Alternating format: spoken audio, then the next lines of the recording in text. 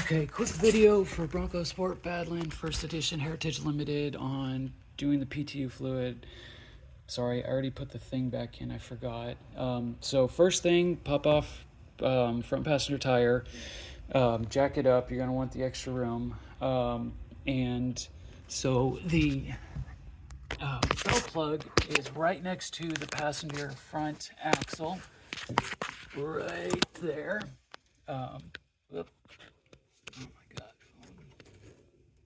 Right there. You can see where there's no fill plug right now. It uses an 8mm hex. I think that's 8mm is what it means. It's got an 8. Here is what the fill plug looks like. And then the drain plug. Always get the fill plug out first. That way, in case you're having problems, if you can't get the fill plug out, you're not left with an empty PTU.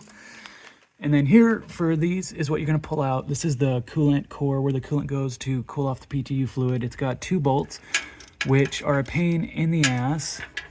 Let me grab my flashlight here.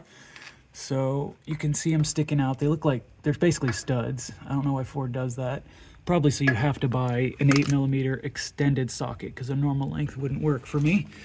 And what I do is, some guys were talking about using a big long extension. I guess you would go all the way from the back out here or something. But basically, if you take this socket, sorry, I apologize, I'm making this in a rush, trying to get somewhere. So if you put the ratchet in behind this wire loom, here, let me see, this wire loom right here, you can get to them, and you're only going to get like 1/8 of a turn at a time, but that way you don't have to move anything out of the way, and then you can get over them. And basically, there's pictures online. This cord just slides out.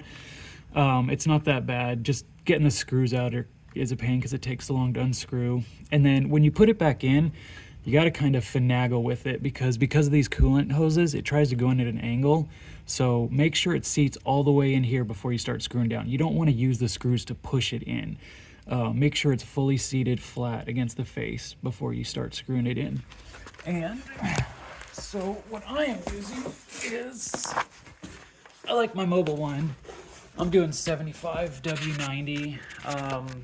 From what I understand, it'll help with heat a little better than 85. Ford recommends 75, 85 with their Motorcraft, whatever. They have a, it's like WSS-M2C942A, which is like their oil rating of what it's supposed to be if you want to put something else in here. This is GL5.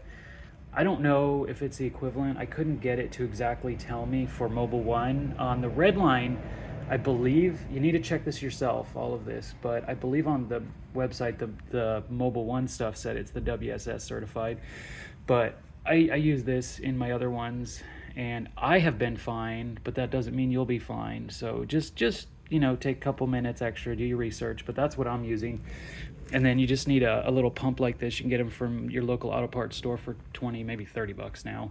And then you're just gonna shoot it in there in the fill plug until it starts to overflow from that fill port. And that's basically it.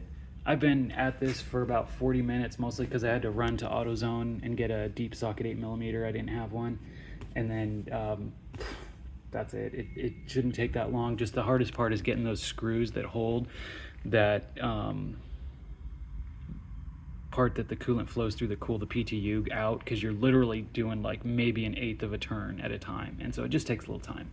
Oh, and then you do have to pull off your skid plate, which you have to take off the 4 Torx 30 bolts that go to the front bumper, and then the 2 13mm in the back you only have to loosen, or in the front, the 2 back 13mm you only have to loosen. If you've ever taken it off before, you know what I'm talking about. So tools, I'm using this 8mm for the fill plug, hex socket, Torx T30. If you work on Fords, you need a Torx set. Extension for the fill plug. And then you need a 7, oh wait, no, I didn't need that, my bad. Ignore that. And then your 13mm, and then you need your 19mm for your lug nuts. And that's it.